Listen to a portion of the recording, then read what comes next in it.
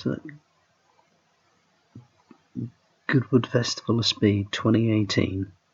For my 40th birthday, my dad bought us tickets to go to Goodwood Festival of Speed.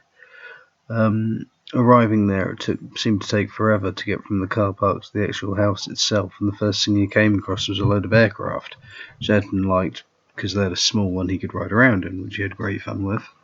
But there was like planes for sale and all sorts, and you started to wonder what crowd they were going to see. Some of the show cars, the concourse cars, were incredible, the condition they were in. Everything was just absolutely spotless. There's like cars from every period in time, 90s ones, which I grew up, computer games of my period and whatever, Jaguar XJ220, the McLaren F1, Bugatti EB110. Then we got to the hill itself, and they had the supercar ones coming down the hill. And just some of them were just things that you would never expect to see anywhere. Ferrari had all sorts of cars of their own. It's the Aston Martin Vulcan, countless Lamborghinis, whatever was in the supercar paddock. Your Pagani's, you had Koenigsegg's, Honda NSX. There was even an electric Mustang, weirdly. All sorts of other electric cars, names you'd never have heard of. There's McLarens as well. Things that Bruce Wayne might think twice about going in because they might seem a bit flash and over the top. But coming down the hill, they just seem to be going on forever.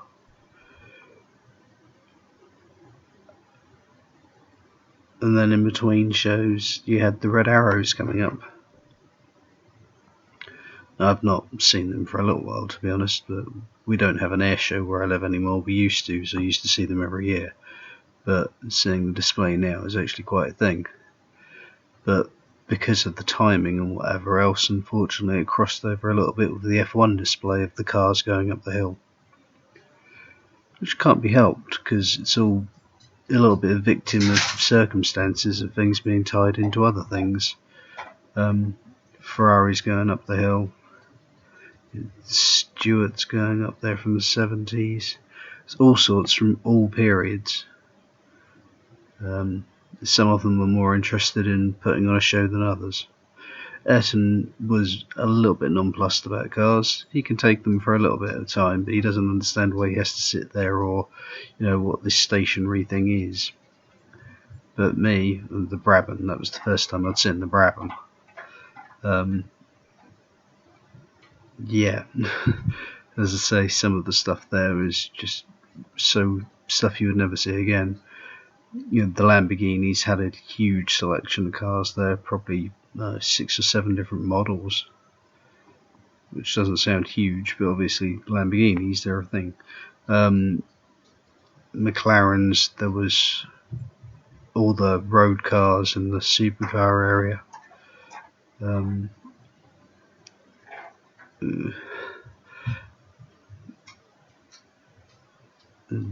Various electric, like super hypercar things, Ford GTs there. Ferrari had a large selection of cars for them, whether it was 488 Pista, the FXX program cars, Portofino. They just, if they made it, it was there.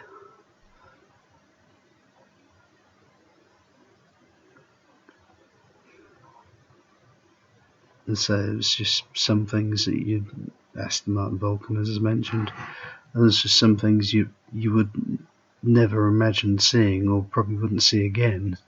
Some really limited spec run, including a Spiker from the early 2000s on a grass area in between, just in front of the trade area. And there was all sorts of cars from there, from the different periods of 70s, 80s, 90s. Some really extreme kind of ones, versions of it as well. Jaguar from the used in the Bond film, which we were originally going to produce using electric batteries on each wheel hub, and then decided they couldn't do, but they made a one with a petrol engine for a Bond film. That was there. Ford displays of all sorts of old Lamborghinis, Porsches.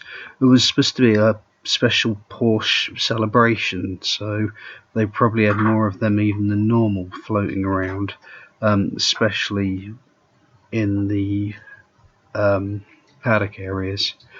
The second McLaren display area, showing all the road cars, showing some of their big racing cars. They had a mock-up of a Formula 1 car there, and if you donated £5 to charity, you could sit in it.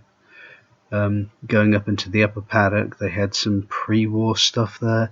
There was an Alfa Romeo with a Ferrari badge on it from the early 30s.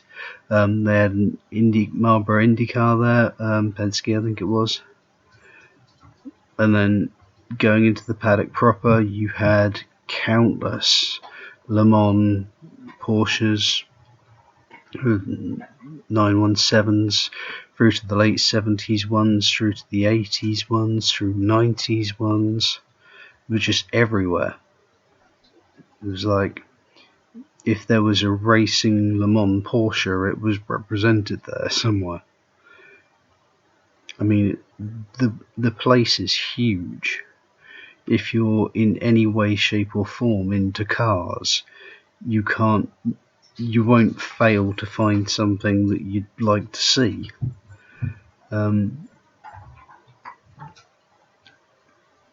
It's crazy. Still going.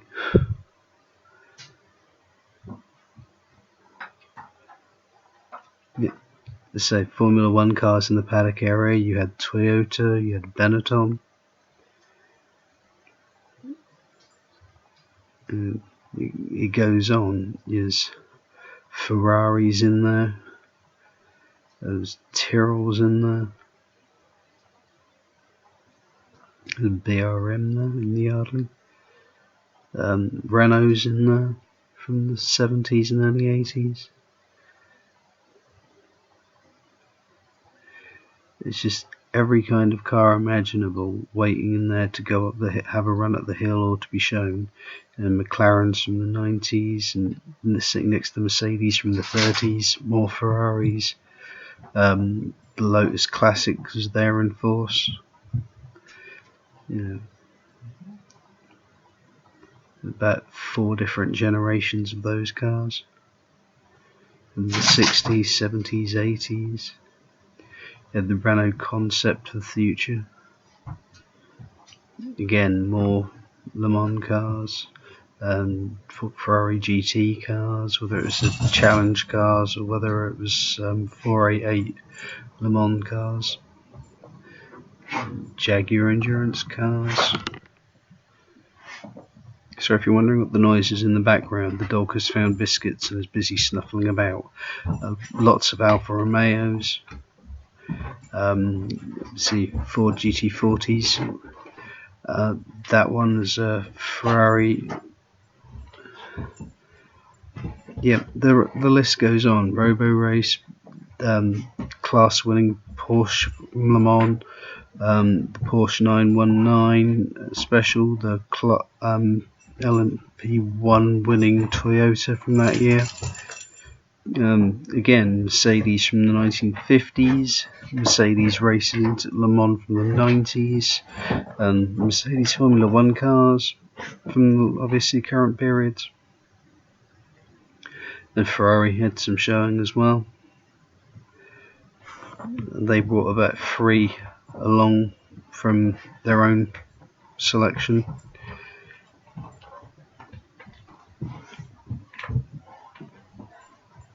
And McLaren had the M23. Red Bull bought the 2012, I think it is. Braun had their car there. And Williams had about 3 cars there, including the 6-wheeler, and Piquet's car from 85. I think that's Montoya's car, I could be wrong. Yeah, the 2012 Lotus was there, dressed up in Renault and a special livery for the Incredibles. The look on Jack Aitken's face just says what he was going to do to the tyres during his demo run. There's more cars headed out to have a run down the hill. It's all vintages from pre-World War One through to current. DTM cars, F1 cars, endurance cars, everything and anything. If you are in any way, shape or form a fan of cars, you will find something. It's just huge. We went for one day, and you could have spent 2-3 days looking around it all. There was just hundreds and hundreds of cars there. Older touring cars, newer touring cars, GT cars from the 60s, tourists from the 60s, supercars from now. There was Billy Munger coming back from just having had his run up the hill. Let's say replicas of Ferraris from the 60s. That was a Ferrari GTO from the 60s. That one, Rowton, which is based at the Brooklands Museum. Beast of Turin. There's Ayrton. I think he got the junior autograph idea wrong, but he gave me his autograph. I was very happy with that. Then we got Andrew Jordan's autograph. All in all, it's an amazing day. You just saw so much, and that is a dinosaur on the back of a Porsche. But yeah, thank you for watching. That was our time at Goodwood.